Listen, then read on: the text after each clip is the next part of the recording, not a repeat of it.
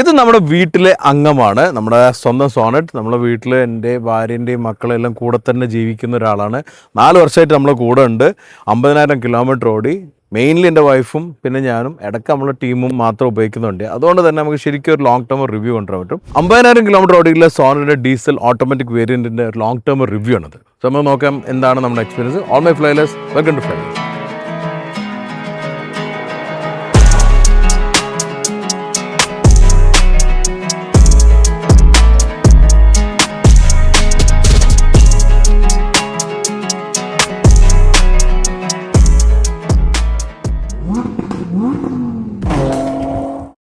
നമ്മൾ ഈ സോണറ്റ് വാങ്ങാനുള്ള സാഹചര്യം ആദ്യം നോക്കാം. വൈഫ് ആർക്കിടെക്റ്റാണ്. വൈഫിന് അധികം പ്രോജക്റ്റുകളും നമ്മൾ കോഴിക്കോടാണ് താമസിക്കുന്നത്, മറ്റുള്ള സ്ഥലത്തായിരുന്നു കിട്ടിയിരുന്നത്. അപ്പോൾ എപ്പോഴും യാത്രകളുണ്ടായിരുന്നു. നമ്മൾ കോവിഡ് കഴിഞ്ഞ സമയത്ത് ഒരുപാട് യാത്രകൾ ചെയ്യാറുണ്ടായിരുന്നു. നമുക്ക് തേക്കടി, അതുപോലെ തന്നെ മൂന്നാർ, നോർത്തിലേക്ക് പോയ കണ്ണൂർ വരെയുള്ള വർക്കുകൾ ഉണ്ടായിരുന്ന സമയത്ത് നല്ലോണം ഓട്ടമുണ്ട്. അപ്പോൾ എപ്പോഴും എനിക്ക് പോകാൻ പറ്റാറുണ്ടായിരുന്നില്ല, കാരണം കോവിഡിൻ്റെ ശേഷം ഞാനും നല്ല തിരക്കായിട്ടുണ്ടായിരുന്നു. അപ്പം ഏതായാലും അവർക്കൊരു വണ്ടി വേണമെന്ന് കരുതി. നേരത്തെ വണ്ടി ഉപയോഗിച്ചിട്ടുണ്ടായിരുന്നു, പിന്നെ ഒരു ബ്രേക്ക് വന്നു, പിന്നെ സ്വന്തമായിട്ട് പ്രാക്ടീസ് തുടങ്ങിയപ്പോൾ വണ്ടിയുടെ ആവശ്യം വന്നു. അങ്ങനെ ആയപ്പോൾ നമ്മളൊരു ബഡ്ജറ്റ് ഒരു 15 ലക്ഷം രൂപ കണ്ടു. ആ ബഡ്ജറ്റിൽ ഞാൻ ആദ്യം പറഞ്ഞു നമുക്ക് ഏതെങ്കിലും യൂസ്ഡ് ലക്ഷറി വെഹിക്കിൾ വാങ്ങാം. എൻ്റെ ഒരു ചെറിയൊരു ഇൻറ്റൻഷനും കൂടെ ഉണ്ട് വണ്ടി കൊണ്ടുനടക്കാമല്ലോ എന്നുള്ളത്. നാസി ആണെങ്കിൽ മുമ്പും ഒരു സി ക്ലാസ് ഉപയോഗിച്ചിട്ടുണ്ട്. അപ്പം ആ ഒരു എക്സ്പീരിയൻസ് ഉള്ളതുകൊണ്ട് ഞാൻ പറഞ്ഞു നമുക്കൊരു ചെറിയ സൈസിലുള്ള ഒരു ലക്ഷറി കാർ വാങ്ങുകയാണെങ്കിൽ മൾട്ടിപർപ്പസ് ആവല്ലോ എന്നെല്ലാം കരുതി. അപ്പോൾ നമ്മൾ ആദ്യം അത് തപ്പി തുടങ്ങി. പക്ഷേ എനിക്ക് തന്നെ തോന്നി അതിൻ്റെതായിട്ടുള്ള ചെറിയ റിസ്ക്. കാരണം ഞാനില്ലാത്തപ്പോഴും നാസിക്ക് ഒരു ഹെഡേക്ക് ഫ്രീ ആയിട്ട് ഉപയോഗിക്കണമെങ്കിൽ എനിക്ക് തോന്നിയ ഒരു പുതിയ വണ്ടി ആയിരിക്കും നല്ലത്. കാരണം ഈ പറഞ്ഞാൽ എന്തെങ്കിലും യൂസ് കാർ വാങ്ങുമ്പം എപ്പോഴും എന്തെങ്കിലും ചെറിയ സാധനത്തിന് ഡിപ്പെൻഡ് ചെയ്യേണ്ടി വരും വർക്ക്ഷോപ്പിന്. അപ്പം ആ ഒരു പണി മുടക്കം വേണ്ടാന്ന് കരുതി. അങ്ങനെ വന്ന് നമ്മൾ സംസാരിച്ചു, ഒരു പുതിയ വണ്ടി വാങ്ങാൻ കരുതി. ഈ 15 ലക്ഷം രൂപ ബഡ്ജറ്റ് വെച്ചു. ആ സമയത്ത് നമ്മളടുത്ത് ലോങ് ടേമറായിട്ട് കാരൻസ് ഉണ്ടായിരുന്നു, ആ ബ്ലൂ കളർ. അതേപോലെ തന്നെ മറ്റുള്ള വണ്ടികളും ഉണ്ടായിരുന്നു. അപ്പം കാരൻസ് നമ്മളെപ്പോഴും ഉപയോഗിക്കുന്നുണ്ട്. കിയാൻ്റെ ഒരു എന്താ പറയുക, ഗുണം നിലവാരം എല്ലാം നമുക്ക് മനസ്സിലായി. അതുപോലെ തന്നെ അന്ന് ഹ്യുണ്ടായുടെ വെന്യൂ വന്നിട്ടുണ്ടായിരുന്നു. അപ്പം ഇതെല്ലാം നമുക്ക് അറിയായിരുന്നു, അതുകൊണ്ട് നല്ല പരിചയമുണ്ട്. നാസി ഉപയോഗിക്കാറുണ്ട്. അപ്പോൾ അതുകൊണ്ട് നമുക്ക് വണ്ടികളെല്ലാം തന്നെ ഒരു എക്സ്പീരിയൻസ് ഉണ്ട്. എന്നാലും മാർക്കറ്റിൽ നമ്മൾ തപ്പി ഷോർട്ട് ലിസ്റ്റ് ചെയ്ത് 2 വണ്ടിയാണ്. എന്തായാലും ഒരു ചെറിയ SUV എന്നെ ആക്കാമെന്ന് കരുതി. ഒന്ന് സോണറ്റും മറ്റൊന്ന് വെന്യൂ ആയിരുന്നു. അപ്പം വെന്യൂ നല്ല വണ്ടിയായിരുന്നു, സോണറ്റ് നല്ല വണ്ടി. പക്ഷേ ഒരു മുൻതൂക്കം സോണറ്റിന് നാസി ആദ്യമേ കണ്ടത് ഇതിൻ്റെ ഡിസൈനാണ്. ഒരു ആർക്കിടെക്റ്റ് ആകുമ്പോൾ ഡിസൈൻ്റെ ഒരു ഫാക്ടർ ഉണ്ട്. അന്നത്തെ വെന്യൂവിനേക്കാളും എനിക്കും കുറച്ചുകൂടി ബോൾഡ് ഒരു മാസ്കുലിൻ ഡിസൈൻ ഫീൽ കിട്ടി. പിന്നെ രണ്ടാമത്തെ ഓപ്ഷൻ ഡീസൽ എന്തായാലും നമുക്ക് വേണമായിരുന്നു, ഓട്ടോമാറ്റിക്കും വേണമായിരുന്നു. പുള്ളിക്കാരി ഓട്ടോമാറ്റിക് ഓടിക്കുള്ളൂ, മാനുവൽ ഓടിക്കില്ല. അപ്പോൾ അതുകൊണ്ട് തന്നെ ഓട്ടോമാറ്റിക്കും വേണം, ഡീസൽ വേണമെന്ന് പറഞ്ഞാൽ പിന്നെ ഒരു ഓപ്ഷൻ ഷോർട്ട് ലിസ്റ്റായി ഇത് സോണറ്റ്. ഇങ്ങനെ സോണറ്റ് നമ്മൾ നിൽക്കുന്ന സമയത്ത് നമ്മൾ കരുതിയിരുന്ന GT ലൈനിൽ ഏറ്റവും ടോപ്പ് എൻഡ് എടുക്കാം. ആ ഡാർക്ക് ബ്ലൂ നമ്മളെടുത്ത് അന്നുണ്ടായിരുന്ന കാരൻസിലുണ്ടായിരുന്ന ഡാർക്ക് ബ്ലൂ, അന്ന് അത് അധികം ഉണ്ടായിരുന്നില്ല കളറ്. അന്ന് നമ്മൾ കാരൻസിൽ കണ്ട് ഇഷ്ടമായിട്ടും ഉണ്ടായിരുന്നു. ബട്ട് ബ്ലാക്ക് ഒബ്വിയസ്ലി എൻ്റെ എല്ലാം തന്നെ ഒരു ബ്ലാക്കാണ് മറ്റേ സീറോ ഡൗൺ ചെയ്യുന്ന ഒരു കളർ ചോയ്സ്. പക്ഷേ ബ്ലാക്കിൻ്റെ മെയിൻ്റെനൻസിൻ്റെ ബുദ്ധിമുട്ട് എന്താണെന്ന് വെച്ചാൽ നമ്മൾ എപ്പോഴും കഴുകലും ഇതെല്ലാം ബുദ്ധിമുട്ടാണ്, ഫ്ലാറ്റിലാണ് താമസിക്കുന്നത്. അപ്പോൾ അതുകൊണ്ട് ബ്ലാക്ക് മാറ്റി പിടിച്ചിട്ട് ഈ പറഞ്ഞ പോലെ ഡാർക്ക് ബ്ലൂ വിചാരിച്ചു. ആ സമയത്താണ് ആക്ച്വലി സോണറ്റിൻ്റെ എക്സ് ലൈൻ ഇൻട്രൊഡ്യൂസ് ചെയ്യുന്നത്. നമ്മൾ ആക്ച്വലി ആ ഡാർക്ക് ബ്ലൂ വേരിയൻ്റ് ബുക്കും ചെയ്തതാണ്. കുറച്ച് നമ്മൾ വിചാരിച്ചാണ്ട് ബഡ്ജറ്റ് ഒരു കുറച്ച് കൂടുന്നുണ്ട്, 17 വരും, എന്നാലും ഓക്കെ ലോണ് കിട്ടാനുണ്ട്. അങ്ങനെ നിൽക്കുമ്പോഴാണ് എക്സ് ലൈൻ വന്ന്. അപ്പം എന്ന് പറഞ്ഞു DKC നമ്മൾ വണ്ടി എടുത്തത്. അതുപോലെ തന്നെ ഇഞ്ചിയോണും നല്ല അടുപ്പായിരുന്നു. 2 കൂട്ടർ അടുപ്പുണ്ട്, പക്ഷേ കാലിക്കറ്റിൽ നിന്നുള്ളതുകൊണ്ട് കാലിക്കറ്റിൽ നിന്നും എടുക്കാൻ കരുതി. അപ്പോൾ DKC അവർ പറഞ്ഞു എക്സ് ലൈൻ വരുന്നുണ്ട്. എക്സ് ലൈൻ നമ്മൾ സെൽത്തോസിൽ കണ്ടാണ്. അപ്പോൾ മാറ്റ് എനിക്ക് ഭയങ്കര ഇഷ്ടമാണ്, വൈഫിനും ഇഷ്ടമാവും. മാറ്റ് ഗ്രേ എന്നുള്ള ഒരു രീതിയിൽ ബ്ലാക്ക് പോലെ തോന്നിക്കുന്ന രീതിയിലെന്ന് പറഞ്ഞപ്പോൾ ഞാൻ നല്ല നമുക്ക് അതിലേക്ക് ഷിഫ്റ്റ് ചെയ്യാം. അപ്പോൾ ഒരു പറഞ്ഞു അങ്ങനെയാണെങ്കിൽ നമ്മൾ കേരളത്തിലെ ഫസ്റ്റ് കാറ് തരാം, ഒരു ലോഞ്ചായിട്ട് തന്നെ തരാമെന്ന് പറഞ്ഞാൽ അങ്ങനെയാണ് നമ്മൾ ഇതെടുക്കുന്നത്. അങ്ങനെ വണ്ടി എടുത്തു. നമ്മൾ നമ്പർ വൈഫിനെ എപ്പോഴും 7 ഇഷ്ടമാണ്.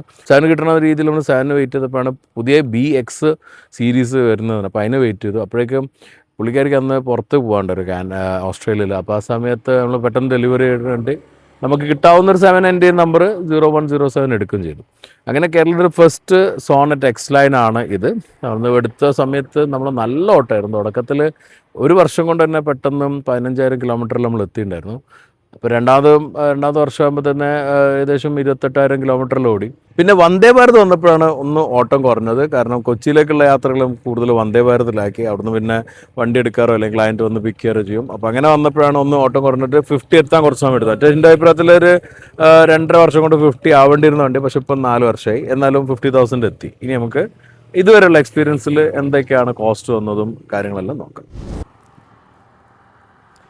ഇന്നലെ ഫുൾ വാഷ് ചെയ്ത വണ്ടിയാണ്. ഇന്നലെ നമ്മൾ കോഴിക്കോട് നിന്നും ആണ് ഈ ഷൂട്ട് ചെയ്യണമെന്ന് വെച്ചാൽ അപ്പോഴേക്ക് മഴ പെയ്തുകൊണ്ട് ഞങ്ങൾ പിന്നെ ഇന്നലെ ഷൂട്ട് ക്യാൻസൽ ചെയ്ത് ഇന്നിപ്പോൾ നമ്മൾ ചമ്രവട്ടത്ത് ഈ കർമ്മ റോട്ടിൽ വെച്ച് ചെയ്യാം. അപ്പോൾ ഇന്നലെ ഞാൻ വൈഫിൻ്റെ വീട്ടിൽ തിരൂരിലേക്ക് വന്നപ്പോൾ ഉള്ള ചളി പിടിക്കുക, ഇതാണ് ഒരു ഡ്രോബാക്ക് ഫസ്റ്റ് പറയാനുള്ള. ഈ കളർ ആകുമ്പോൾ ഡാർക്ക് കളർ ആകുമ്പോൾ എന്തായാലും ചളി പിടിക്കുന്നതാണ്, പ്രത്യേകിച്ച് മഴത്ത്.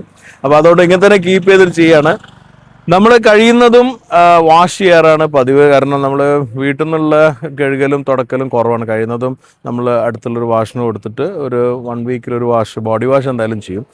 ഈ ഒരു കളർ മെയിൻറ്റെയിൻ ചെയ്യണമെങ്കിൽ എനിക്ക് തോന്നിയിട്ടുള്ളത് കുറച്ച് നമ്മൾ ശരിക്കുള്ളൊരു വാഷ് ഉണ്ടെങ്കിലും നല്ലത്. നമ്മൾ വീട്ടിൽ നിന്ന് കഴുകുകയാണെങ്കിൽ നമ്മൾ നല്ല മെനക്കെട്ട് കഴുകണം. ഒരു കള്ളപ്പണി നടക്കില്ല. പെട്ടെന്നൊരു വെള്ളം അടിച്ച് തുടക്കലാണെങ്കിൽ ഇതിലെല്ലാ സ്റ്റെയിൻസും കാണും. ആ ഒരു കാര്യം ഇതിൻ്റെ ഈ ഒരു കളർ മാറ്റ് ബ്ലാക്കോ അല്ല മാറ്റ് ഡാർക്ക് ഗ്രേ ആകുമ്പോൾ ഒരു ഡ്രോബാക്ക് തന്നെയാണ്.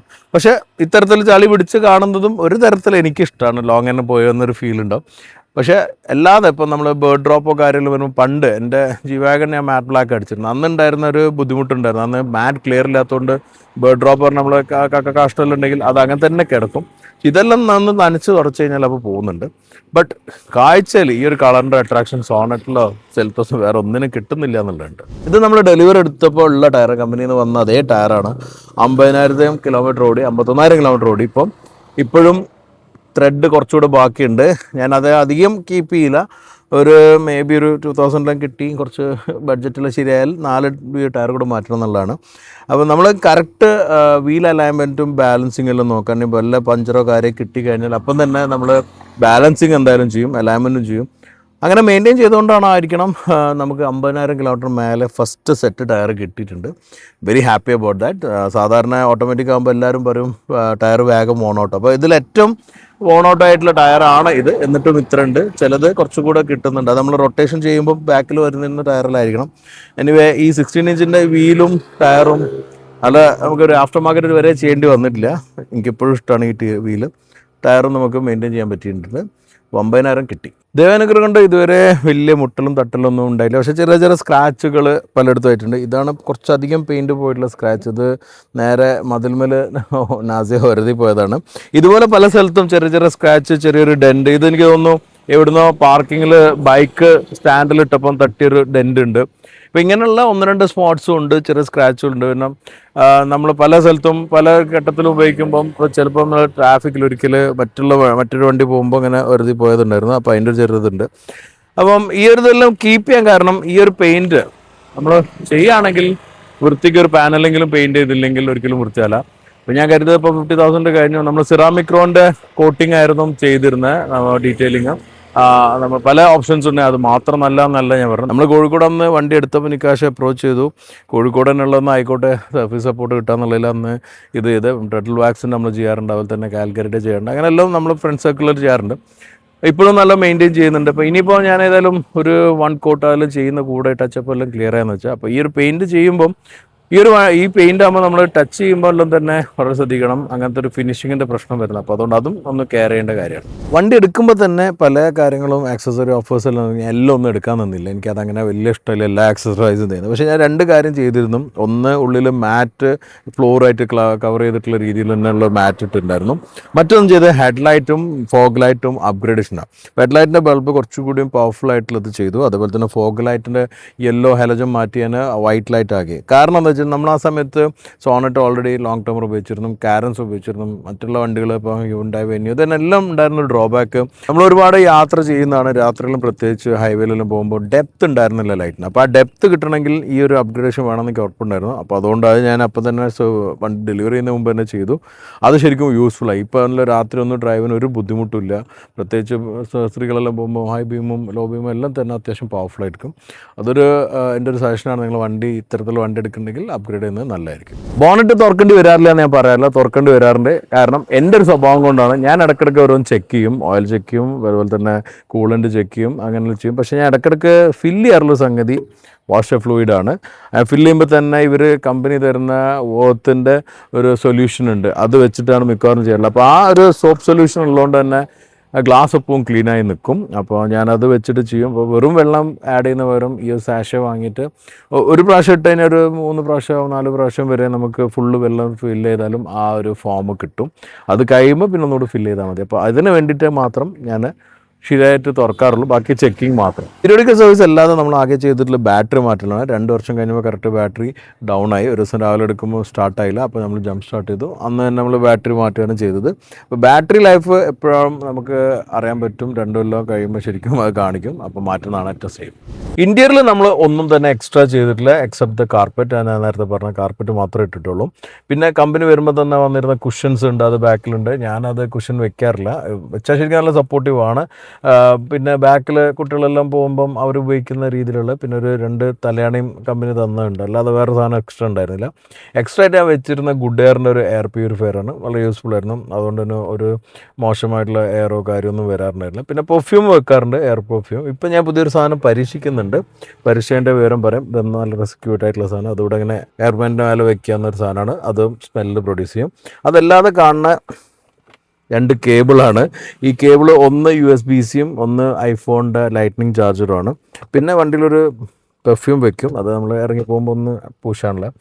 പിന്നെ എന്നെ സംബന്ധിച്ചിടത്തോളം ഗ്ലാസിൻ്റെ ബോക്സിനെ ഇപ്പോൾ വെച്ച് ഇവിടെയും വെക്കാറുണ്ട്, ഇപ്പോൾ ഗ്ലാസ് വെക്കാറുണ്ട്. പിന്നെ സ്ത്രീകൾക്കുള്ള സാധനങ്ങൾ വേറെ ഉണ്ടാവും, അത് വണ്ടിയിലും മാറിക്കൊണ്ടിരിക്കും. വീട്ടിലേക്ക് പോകും, ഉള്ളിൽ വണ്ടിയിൽ വരും. അല്ലാതെ വണ്ടിയിൽ നമ്മൾ ആക്സസറൈസ് ഒന്നും ചെയ്തില്ല, സ്റ്റാൻഡേർഡായിട്ട് വന്ന പോലെ തന്നെ കീപ്പ് ചെയ്തില്ല. നല്ല കളറാണിത്, ഒരു ഗ്രീനിഷ് ഗ്രേ, എനിക്കിഷ്ടമുള്ള കളറാണ്. പിന്നെ വെന്റിലേറ്റഡ് സീറ്റുള്ളതുകൊണ്ട് ഈ പെർഫ്രഷന് നല്ല കൂളിംഗ് കിട്ടും, ശരിക്കും വളരെ യൂസ്ഫുള്ളാണത്. പിന്നെ നമ്മളിപ്പോൾ ഈ ലെതർ റാപ്പ് ഷെയറിങ്ങും എല്ലാം തന്നെ സ്റ്റാൻഡേർഡ് വന്ന് അതെല്ലാം തന്നെ യൂസ്ഫുള്ളാണ്. കുറച്ച് സ്ഥലത്ത് നമ്മൾ അധികം യൂസ് ചെയ്യുന്ന സ്വിച്ച് വോയിസ് കൺട്രോൾ ആയതുകൊണ്ട് അതിൻ്റെ അവിടെ കുറച്ച് ക്രോമോ എലമെൻറ്റ് പോയിട്ട് കാണാം നമുക്ക്. വേറെ ഒന്നും തന്നെ വോൺ ഔട്ട് ഒന്നും ആയിട്ടില്ല, still look fresh and new.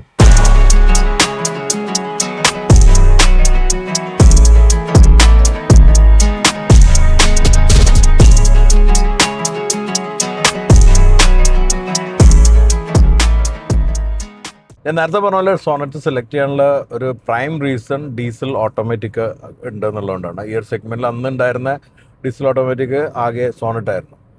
അത് തന്നെയാണ് ഇപ്പോഴും ഏറ്റവും അധികം എൻജോയ് ചെയ്യുന്നത്. ഡീസൽ എന്ന് പറയുമ്പോൾ കിട്ടുന്ന ടോർക്ക്, പ്രത്യേകിച്ച് നല്ലൊരു torque converter automatic gear box, ഇത് കൂടി ചേരുമ്പോൾ കിട്ടുന്ന ഒരു കോമ്പിനേഷൻ ഇസ് റിയലി അമേസിങ്. നമ്മളിപ്പോൾ 50,000 കിലോമീറ്റർ ഓടിയിട്ട് നമുക്ക് വണ്ടി സോളിഡ് ആയിട്ടുള്ള ഫീൽ തന്നെയുള്ളത്.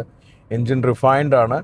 ഡീസലിൻ്റെതായിട്ടുള്ള ചെറിയൊരു നോയ്സ് ഉണ്ട്, സ്വാഭാവികമായിട്ടുണ്ടാവും. പിന്നെ ഗിയർ ബോക്സ് ആണെങ്കിലും ടോർക്ക് കൺവേർട്ടർ ആയതുകൊണ്ട് ശരിക്കും എനിക്ക് ഏറ്റവും ഇഷ്ടം അതിൽ ഡൗൺ ഷിഫ്റ്റ് ആണ്. കാരണം നമ്മളിപ്പോൾ ഈ ഒരു കാറ്റ് ഇറങ്ങുമ്പോൾ ഇനിയിപ്പം ഗിയർ ഡൗൺ ചെയ്യേണ്ട ഒരു അവസ്ഥ ഉണ്ട്, സ്ലോ ആക്കണമെന്നുണ്ടെങ്കിൽ ഗിയർ ബോക്സിൻ്റെ ട്യൂണിങ് ഇസ് റിയലി അമേസിങ്. ശരിക്കും ആ ഡൗൺ ഷിഫ്റ്റ് ചെയ്യും, അത് ശരിക്കും നമുക്ക് അറിയാനും പറ്റും, ഒരു ചെറിയൊരു ബ്രേക്കിംഗ് പോലെ, എഞ്ചിൻ ബ്രേക്കിംഗ് പോലെ ഫീൽ കിട്ടുന്നത്.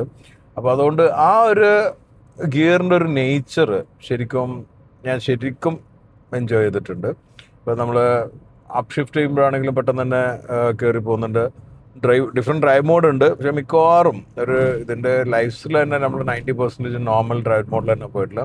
സ്പോർട്ട് ഇടയ്ക്കിട്ടുണ്ടെങ്കിൽ ഇക്കോ നമ്മൾ ഇട്ടിട്ടൊന്നുമില്ല, വേണമെങ്കിൽ ഒരു 1-2 തവണ എക്സ്പെരിമെൻ്റലി ഇട്ടിട്ടേ ഉള്ളൂ. അല്ലാതെ തന്നെ നമുക്ക് നല്ല മൈലേജും കാര്യങ്ങളും കിട്ടാറുണ്ട്, നമ്മൾ ആ ഇക്കോ എന്നുള്ള മോഡിലേക്കേ പോയിട്ടില്ല. പക്ഷെ when we are putting sport mode, ആ ത്രോട്ടൽ റെസ്പോൺസ് കുറച്ച് മാറാറുണ്ട്. പക്ഷെ എന്നാലും നോർമലി തന്നെ ഉള്ളത് നമുക്ക് അത്യാവശ്യം നല്ലൊരു എൻജിൻ പെർഫോമൻസ് കിട്ടാറുണ്ട്. ഹൈവേയിലെല്ലാം പോകുമ്പോൾ നമ്മൾ ആവറേജ് ഒരു 100 എല്ലാം പിടിക്കുമ്പോഴും ഒരു നോർമൽ മോഡ് തന്നെ മതി. പെട്ടെന്ന് 100 പോലും നമുക്കൊരു ഓവർടേക്ക് ചെയ്യണമെങ്കിൽ അപ്പോഴും എൻജിനൊരു പവർ ജ്യൂസ് ഉണ്ടെന്നുള്ള ഒരു ഫീല് ലഭിക്കാറുണ്ട്. അപ്പോൾ നമ്മൾ ഡൗൺ ഷിഫ്റ്റ് ചെയ്യണമെങ്കിൽ എൻജിൻ റെസ്പോണ്ട് ചെയ്യുന്നതനുസരിച്ച് ഡൗൺ ഷിഫ്റ്റ്. ഇനി വേണമെന്നുണ്ടെങ്കിൽ പാഡൽ ഷിഫ്റ്റേഴ്സും ഉണ്ട്. ഇപ്പം ഞാൻ പാഡൽ ഷിഫ്റ്റർ ഏറ്റവും അധികം ഉപയോഗിച്ചിട്ടുള്ളത് വയനാടെല്ലാം പോകുമ്പം, പ്രത്യേകിച്ച് ചുരം ഇറങ്ങി വരുമ്പോൾ, വയനാട്, ഇടുക്കി, മൂന്നാറിലും നമ്മൾ സ്ഥിരമായിട്ട് പോയിക്കൊണ്ടിരുന്ന സമയമുണ്ട്. അപ്പോൾ എല്ലാം തന്നെ ഡൗൺ ഷിഫ്റ്റ് ചുരം ഇറങ്ങി വരുമ്പം ആണ് ഉപയോഗിച്ചിട്ടുള്ളത്. അപ്പം എൻജിൻ ബ്രേക്കിൽ തന്നെ സ്ലോ ആക്കാനും എല്ലാം ബ്രേക്കിൻ്റെ യൂസേജ് കുറയ്ക്കാനാണ് നമ്മൾ ചെയ്തിട്ടുള്ളത്. അപ്പം മൈലേജ് വൈസ് നോക്കുകയാണെങ്കിൽ നമുക്ക് സിറ്റിയിൽ മാത്രം തന്നെ എപ്പോഴും ഒരു 12-14 ആവറേജ് ലഭിക്കാറുണ്ട്. സിറ്റിയിൽ മാത്രം ഞാൻ പറഞ്ഞു. അത് ഹൈവേ പോവുകയാണെങ്കിൽ ഒരു മിക്സ് കണ്ടീഷനിലാണെങ്കിൽ ഒരു 18-20 നമുക്ക് ലഭിക്കാറുണ്ട്. ഏറ്റവും അധികം നമുക്ക് ലഭിച്ചിട്ടുള്ളത് 24 ആണ്. അത് നമ്മൾ കൊച്ചിയിലെല്ലാം പോകുമ്പോൾ വളരെ സോഫ്റ്റ് ഫൂട്ടഡ് ആയിട്ട് പോയ സമയത്ത് 24 ആണ് മാക്സിമം മൈലേജ് ലഭിച്ചിട്ടുള്ളത്. അപ്പോൾ ഞാനൊരു ആവറേജ് ഒരു 15 കിലോമീറ്റർ എടുത്തു കഴിഞ്ഞാലും ഇന്നത്തെ ഒരു 4 വർഷം കൊണ്ട് ഫ്യൂൽ പ്രൈസിൻ്റെ ഒരു ആവറേജ് ഗൂഗിളിൽ AI പ്രകാരം 98 രൂപയാണ്. 87 മുതൽ 101, 102 വരെ എത്തിയ സമയത്ത് ആവറേജ് അവർ കാൽക്കുലേറ്റ് ചെയ്ത് 4 വർഷത്തെ 98 രൂപയാണ് ഡീസലിൻ്റെ വില. അങ്ങനെയൊക്കെയാണ് റണ്ണിങ് കിലോമീറ്റർ പെർ കിലോമീറ്ററിൻ്റെ കോസ്റ്റ് നമുക്ക് വന്നിട്ടുള്ളത് 6 കിലോമീറ്ററാണ്. ഇപ്പോൾ ടയർ മൈലേജ് നോക്കുകയാണെങ്കിൽ നമുക്ക് ഏകദേശം 50,000 51,000 എല്ലാം ഇപ്പം തന്നെ ലഭിച്ചു. ഞാൻ കാണുന്ന ഒരു 3,000 കിലോമീറ്റർ കൂടെ ലഭിക്കും. പോട്ടെ 50 റൗണ്ട് ചെയ്തെടുത്ത് ഇപ്പോഴത്തെ ഒരു പ്രൈസ് വെച്ച് നോക്കുകയാണെങ്കിൽ 4 ടയറിന് ചിലപ്പം ഒരു 24,000 രൂപ, 6,000-ത്തിനെല്ലാം നമുക്ക് നല്ല ഡിസ്കൗണ്ട് എല്ലാം വെച്ച് കിട്ടിയാൽ 24,000 രൂപ 25,000 രൂപ എടുത്ത് പോലും പെർ കിലോമീറ്റർ റൺ ചെയ്യാൻ ടയർ കോസ്റ്റ് ഏകദേശം 50 പൈസ വരുന്നത്. സർവീസ് കോസ്റ്റ് നമുക്കൊരു ആവറേജ് ഒരു 10,000 ആണ് വന്നിട്ടുള്ളത്. ഫുൾ സർവീസുകളുടെ ഹിസ്റ്ററി വെച്ച് നോക്കാം. എല്ലാ 10,000 നമ്മൾ സർവീസ് ചെയ്തിട്ടുണ്ട്. 8-12,000 ഉള്ളിൽ വരുമ്പോൾ ഒരു 10,000, ഞാൻ 12 എടുത്താൽ പോലും ആവറേജ് അഗെയിൻ ഒരു 50 പൈസയാണ് പെർ കിലോമീറ്റർ കോസ്റ്റ് വരുന്നത്. അപ്പോൾ നമ്മൾ ഇതിൻ്റെ running cost per kilometre on average പ്രൈസിനെ കണക്കാക്കാതെ നമുക്ക് വരുന്ന കോസ്റ്റ്, അതിപ്പം സർവീസ് കോസ്റ്റും ടയറും ഫ്യൂവലും കൂടെ വെച്ച് നോക്കുമ്പോൾ ഒരു 7 രൂപയാണ് പെർ കിലോമീറ്റർ കോസ്റ്റ് വരുന്നത്. വണ്ടിയുടെ പ്രൈസ് നമുക്ക് 17 lakhs ആണ് ഓൺ റോഡ് ആയിട്ടുള്ളത്. ഒബ്വിയസ്ലി ലോൺ ഉണ്ട്, അപ്പോൾ നമ്മൾ EMI അടിച്ച് പോകുന്നുണ്ട്. അപ്പോൾ അത് ആ കാൽക്കുലേഷൻ വേറെ തന്നെ പോകും. പക്ഷേ ഒരു റണ്ണിങ് കിലോമീറ്റർ കോസ്റ്റ് എടുക്കുകയാണെങ്കിൽ നമുക്ക് 7 രൂപയാണ് വന്നിരിക്കുന്നത്. Which for a car which you can enjoy like this it's a good pricing. വേറെ ഒരു ഹാസൽസും നമുക്ക് ഉണ്ടായിട്ടില്ല. ഇടയ്ക്ക് ഇൻഫർടൈൻമെൻറ്റിന് കുറച്ച് ഗ്ലിച്ച് ഉണ്ടായിരുന്നു. ഫോണ് കണക്റ്റ് ആവും, പക്ഷേ കണക്ട് ആയാലും ഫോൺ ഹിസ്റ്ററി കാണിക്കാതിരിക്കുകയും അതുപോലെ തന്നെ ആപ്പിൾ പ്ലേ കണക്റ്റ് ആവാത്തൊരു പ്രശ്നമുണ്ട്. അത് നമ്മൾ പിന്നെ ഒരു റീസെറ്റിൽ ചെയ്തപ്പം അത് ഓക്കെ ആയിട്ടുണ്ട്. സൗണ്ട് സിസ്റ്റം നല്ലോണം വർക്ക് ചെയ്യുന്നുണ്ട്. ബോസിൻ്റെ സൗണ്ട് സിസ്റ്റമാണ്, അത്യാവശ്യം നല്ലൊരു സൗണ്ട് എൻജോയ് ചെയ്യാറുണ്ട്. പ്രത്യേകിച്ച് ഞാനും വൈഫും പോകുമ്പോൾ ഒരു ടൈപ്പ് മ്യൂസിക് ആയിരിക്കും, നമ്മൾ കുട്ടികളായിട്ട് പോകുമ്പോൾ വേറെ മ്യൂസിക് ആയിരിക്കാം, പാരൻസ് ആയിട്ട് പോകുമ്പം അതും വളരെ ഡിഫറെൻ്റ് ആയിട്ടുള്ള മ്യൂസിക് ആയിരിക്കും. എന്തിലാണെങ്കിലും എല്ലാ ടൈപ്പ് മ്യൂസിക്കിലും ശരിക്കും നമ്മളത് എൻജോയ് ചെയ്തിട്ടുണ്ട്. പിന്നെ സ്റ്റിയറിങ്ങിൻ്റെ ഒരു പെർഫോമൻസ് വെച്ച് നോക്കുകയാണെങ്കിൽ കുറച്ച് കമ്മ്യൂണിക്കേറ്റീവ് സ്റ്റിയറിങ് ആയതുകൊണ്ട് ആ ഒരു കോൺഫിഡൻസ് ആണ് മറ്റൊരു കാര്യം. അത് എനിക്ക് മാത്രമല്ല, വൈഫിനാവട്ടെ, ഇപ്പം മൂത്ത മോളും ഓടിക്കേണ്ട അവൾക്കാവട്ടെ എല്ലാം തന്നെ കോൺഫിഡൻസ് ലഭിക്കുന്നുണ്ട്. ബ്രേക്ക് നമ്മൾ ഈ പറഞ്ഞ പോലെ പീരിയോഡിക്കലി മാറ്റിയിട്ട് ബ്രേക്ക് ഓൺ ആയിട്ടുള്ളൊരു ഇഷ്യൂ ഉണ്ടായിട്ടില്ല. പിന്നെ ഉണ്ടായിരുന്നത് ചില സ്ക്രാച്ചസ് ഉണ്ടായതല്ലാതെ വേറെ ഒരു മെക്കാനിക്കൽ ഒരു ഇഷ്യൂസ് വന്നിട്ട് നമുക്ക് കാണിക്കേണ്ടി വന്നിട്ടില്ല സോഫാർ, ടച്ച് വുഡ്. അപ്പം ഞാൻ അതുകൊണ്ട് തന്നെ കുറേ ആളുകൾക്ക് സോണറ്റ് റെക്കമെൻഡ് ചെയ്തിട്ടുണ്ടായിരുന്നു. അവരും എനിക്ക് അറിയുന്നിടത്തോളം എല്ലാം തന്നെ ഹാപ്പിയാണ്. ഞാൻ കണ്ട മറ്റൊരു കാര്യം തന്നെ, സോണറ്റ് ഏറ്റവും ലേഡീസ് ഡ്രൈവേഴ്സാണ് കൊണ്ടുവന്നിരിക്കുന്നത് ഞാൻ കാണാറില്ല. ഒരുപാട് ലേഡീസ് സോണറ്റ് ഓടിക്കുന്നത് കാണുന്നുണ്ട്. അത് ഒരു കോമൺലി കാണുന്നത്. നിങ്ങൾക്ക് അതിനെ തോന്നിയിട്ട് കമൻറ്റിൽ പറയാം. അപ്പോൾ ലേഡീസിനെ ഒരു അട്രാക്ട് ചെയ്യുന്ന ഒരു ഫീച്ചർ എനിക്ക് തോന്നിയിട്ട് ലുക്സ് തന്നെ ആയിരിക്കണം. കാരണം ഒരു ബോൾഡ്, ഒരു മാൻലി ഫീല് സോണറ്റിനുണ്ട്, ഒരു മാസ്കുലിൻ ഫീൽ. അത് ഒരു വലിയ ഫാക്ടർ തന്നെ ആയിരിക്കും. പിന്നെ കൺവീനിയൻ്റ് ആണ്, കംഫർട്ടബിൾ ആണ്. പിന്നെ ഇതിൻ്റെ ഒരു വലിയ സെഗ്മെൻറ്റ് സെൽത്തോസ് ഉണ്ടെങ്കിലും ഒരു നോർമൽ ഒരു പർപ്പസ് വെച്ച് നോക്കുമ്പോൾ വലിയ ഡിഫറൻസ് നമുക്ക് ഇന്റീരിയർ സ്പേസിലൊന്നും തോന്നുന്നില്ല. ഒരുപാട് ഫീച്ചേഴ്സും വരുന്നുണ്ട് ഈ ടോപ്പ് ആൻഡ് വേരിയൻറ്റിൽ വരുമ്പോഴേക്കും. ഏറ്റവും അധികം എൻജോയ് ആയിട്ടുള്ള ഒരു ഫീച്ചറും കൂടിയാണ് വെന്റിലേറ്റഡ് സീറ്റ്. നമ്മളെ അറിയാലോ, കാലാവസ്ഥ ചിലപ്പോൾ ചൂടെല്ലാകുമ്പോൾ വെന്റിലേറ്റഡ് സീറ്റ് ശരിക്കും എഫക്റ്റ് ചെയ്യും. പക്ഷേ ത്രൂ ഔട്ട് ഇട്ട് യൂസ് ചെയ്യരുത്, ഞാൻ മുമ്പും പറഞ്ഞിട്ടുണ്ട്. നമ്മുടെ ബോഡിക്ക് വേണ്ട ഹീറ്റ്നെസ് ആണ്. അപ്പോൾ നമ്മളൊന്ന് തണുത്തുനിന്ന് ഫ്രഷ് ആയി കഴിഞ്ഞാൽ അത് ഓഫ് ചെയ്യണം, മറ്റത് it's not good for your back. So all together so far so time being we are very happy with the car. And കിയൻ്റെ സർവീസ് ആണെങ്കിലും വെരി ഗുഡ്. പീരിയോഡിക്കൽ സർവീസ് നമ്മൾ സമയമാകുമ്പോഴേക്കും ഒരു വിളി വരും. ഈ കഴിഞ്ഞ തന്നെ ഫോളോ അപ്പ് കോൾസും കാര്യങ്ങളെല്ലാം നല്ലോണം ചെയ്യുന്നുണ്ട്. ആൻഡ് വന്ന സമയത്ത് തന്നെ they had set A mark in the industry. അപ്പോൾ അത് കീപ്പ് ചെയ്യാൻ അവർ ഇതുവരെ ശ്രമിച്ചിട്ടുള്ളത് നമുക്ക് എല്ലാ മോഡലും മനസ്സിലായിട്ടുണ്ട്. ആൻഡ് ആ തുടക്കത്തിൽ ഈ വണ്ടി ഞാൻ ഫസ്റ്റ് കാണുന്നതും കൂടെ പറയാം. ഞാൻ സെൽത്തോസിൻ്റെ പ്രോട്ടോടൈപ്പ് ടെസ്റ്റിങ്ങിന് ഞങ്ങൾ പോയിട്ടുണ്ടായിരുന്നു. അപ്പോൾ അതിൻ്റെ പ്രൊഡക്ഷൻ്റെ മുന്നേ തന്നെ നമ്മൾ ഒരിക്കലും കുറേ പോയി. വണ്ടി ഓൾമോസ്റ്റ് ആയി കഴിഞ്ഞപ്പോഴും, അതായത് ഫൈനലൈസ് ഡിസൈനും ഇതെല്ലാം പ്രോട്ടോടൈപ്പ് ഉണ്ടായി കഴിഞ്ഞപ്പോൾ നമുക്ക് പോയി. അപ്പോൾ അത് കഴിഞ്ഞിട്ട് ഇന്ത്യയിൽ അയച്ചിട്ടായിരുന്നു അവർ ടെസ്റ്റ് ട്രാക്കിൽ നമ്മൾ ഡ്രൈവ് ചെയ്തത്. അതിൻ്റെ ഈ ഫൈനൽ പ്രോട്ടോടൈപ്പ് കാണാൻ വേണ്ടി പോയപ്പം ഇവർ ബേബി എലിഫൻറ്റ് എന്ന നിക് നെയിമിലാണ് സോണറ്റ് നമ്മൾ കാണിച്ചത്. സോണറ്റിൻ്റെ ഇൻറ്റീരിയറില്ല, പുറമെ മാത്രം ഉണ്ടാക്കി വെച്ച് ഒരു ക്ലേ ഡിസൈൻ 1:1 ഡിസൈനിലൊക്കെ കണ്ട്. അപ്പോൾ ബേബി എലിഫൻറ്റ് എന്നുള്ള രീതിയിൽ തന്നെ അന്ന് കണ്ടപ്പോൾ തോന്നി ശരിക്കും ഒരു ബോൾഡ് റൗണ്ടഡ് ഫീൽ. അതുപോലെ തന്നെ അവർ ആക്ച്വലി വണ്ടി ഫൈനൽ പ്രോഡക്റ്റ് വന്ന് മിനിമൽ ചേഞ്ച് ഞാൻ കണ്ടിട്ടുള്ളൂ. മാക്സിമം ആ ഒരു പ്രോട്ടോടൈപ്പിനോട് ചേർന്നിട്ട് തന്നെ ഉണ്ടാക്കി. അതിന് ഒരുപാട് നല്ല ഫീഡ്ബാക്ക് ആയിരുന്നു അന്നല്ല ഈ സെലക്ട് ചെയ്തിട്ടുള്ള ജേർണലിസ്റ്റുകളുടെ നിന്നും കിട്ടി. അപ്പോൾ അതുകൊണ്ട് വലിയ ചേഞ്ചസും ചെയ്യേണ്ടത്. അന്ന് 3 വണ്ടികൾ നമ്മൾ കണ്ടത്, ഫൈനലൈസ് ചെയ്തിട്ടുള്ള സെൽത്തോസും, പിന്നെ ഈ സോണറ്റിൻ്റെ ഈ ബേബി സോണറ്റും, പിന്നെ ഇപ്പം വന്നിരിക്കുന്ന കാർണിവൽ, അന്നത്തെ പുതിയ കാർണിവൽ ഇറങ്ങാൻ സമയത്തുണ്ടായിരുന്ന കാർണിവലിൻ്റെ ഒരു പ്രോട്ടോടൈപ്പ്. അത് പിന്നീട് വന്നു ഇന്ത്യയിൽ. അപ്പോൾ ഇതിലായിരുന്നു കണ്ടത്. എനിവേ, ഇതൊരു ലോങ് ടേം റിവ്യൂ ആണ്. ലോങ് ടേം റിവ്യൂവിൽ വേണ്ട കാര്യങ്ങൾ ഞാൻ ഷെയർ ചെയ്യുന്ന കരുതുന്നത്. ഇനി ഇതിൽ എന്തെങ്കിലും ഡൗട്ട് ഉണ്ടെങ്കിൽ ഫസ്റ്റ് ഹാൻഡ് ഇൻഫർമേഷൻ എന്നുള്ള രീതിയിൽ എനിക്ക് എന്നെ പ്രൊവൈഡ് ചെയ്യാൻ പറ്റും. അപ്പോൾ സംശയം ചോദിക്കാം. നിങ്ങൾ ആരെങ്കിലും ഈ ഒരു സെഗ്മെൻറ്റിൽ വണ്ടി വാങ്ങാൻ നിൽക്കുന്നുണ്ടെങ്കിൽ, സോണറ്റ് എന്ന് പറഞ്ഞാൽ രണ്ടാമത്തെ ഫേസ് ലിഫ്റ്റ് വന്നിട്ടുള്ള മോഡൽ ഇപ്പോൾ ഉള്ളത്, അതും തന്നെ ഒരു 1 ഇയറിലും കൂടെ കഴിഞ്ഞാൽ ഇപ്പോൾ പുതിയ മോഡൽ വന്നേക്കാം. പക്ഷെ സ്റ്റിൽ ഇറ്റ്സ് വർത്ത് ബൈങ്. ഈ അടുത്ത പോലും ഒരാൾ പറഞ്ഞു എനിക്ക് ലുക്സും ഓടിക്കാനെല്ലാം ഇഷ്ടപ്പെട്ടുണ്ടെങ്കിൽ അതാ വാങ്ങി. ബട്ട് പുതിയ വെന്യൂ ഉണ്ട്, ഇറ്റ്സ് ഓൾസോ വെരി ഗുഡ്. പിന്നെ സിറോസ് ആണ്. സിറോസ് ലുക്സ് പെട്ടെന്ന് ഇഷ്ടപ്പെട്ടില്ലെങ്കിലും നല്ല ക്വാളിറ്റിയും ഫീച്ചേഴ്സും ഉള്ള വണ്ടിയാണ്. അപ്പോൾ ഇതെല്ലാം ഉണ്ട് ഓപ്ഷൻസ്. പിന്നെ സ്വാഭാവികമായിട്ടും സ്കോഡയുടെ ബോക്സ് വാഗിൻ്റെ ഓപ്ഷൻസും ഉണ്ട്. ഡീസൽ ഇതിലൊന്നും ഉണ്ടാവില്ല എന്നുള്ളൂ, ബാക്കിയെല്ലാം തന്നെ അവൈലബിൾ ആണ്. So you can check it out. എന്തായാലും ഈ ഒരു ലോങ് ടേം റിവ്യൂ നിങ്ങൾക്ക് ഇഷ്ടപ്പെടുന്നു കരുതുന്നു. അതായത് നിങ്ങളുടെ ഫീഡ്ബാക്ക്, നിങ്ങൾ ആരെങ്കിലും സോണറ്റ് ഉപയോഗിക്കുന്നവരാണെങ്കിൽ നിങ്ങളുടെ ഫീഡ്ബാക്കും കൂടെ ഷെയർ ചെയ്യാം. ഞാൻ പ്യുവർലി ഡീസൽ ഓട്ടോമാറ്റിക് ഈ എക്സ്ലാൻഡാണ് റിവ്യൂ തന്നിട്ടുള്ളത്. അപ്പോൾ അത് കണക്കിലെടുത്തിട്ട് ഈ റിവ്യൂ കാണാം. ഇപ്പം at this point of time 51,176 കിലോമീറ്ററാണ് വണ്ടി ഓടിയത്. ആ സമയത്ത് എനിക്ക് ആവറേജ് 18 കിലോമീറ്റർ ആണ് പെർ ലിറ്റർ കിട്ടിക്കൊണ്ടിരിക്കുന്നത്.